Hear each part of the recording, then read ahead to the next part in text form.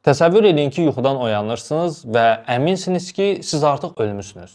Həkimə gedirsiniz və həkimə deyirsiniz ki, mən artıq ölmüşəm, mən yaşamıram. Bu, Kotar sindromu və ya gəzən cəsəd sindromu adlanan çox nadir bir psixoloji vəziyyətdir. Bu vəziyyətdən əziyyət çəkən insanlar onların mövcud olmadığına, öldüyünə, çürüdüyünə və ya daxili orqanlarının və ya qanlarının itirdiklərinə tamamilə inanırlar.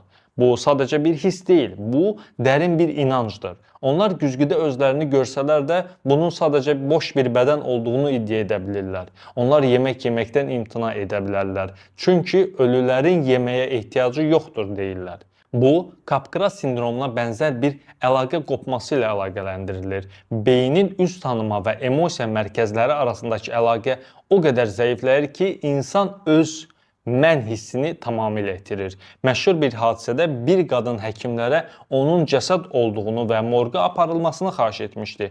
Xoşbəxtlikdən bu vəziyyət adətən ağır depressiya və ya şizofreniya ilə əlaqəli olur və müalicə edilə bilir. Dostlar, əgər videonu bəyəndinizsə, kanalımıza abunə olmağı, videonu like etməyi və öz dəyərli fikirlərinizi aşağıdakı şərh bölməsində bizimlə bölüşməyi unutmayın.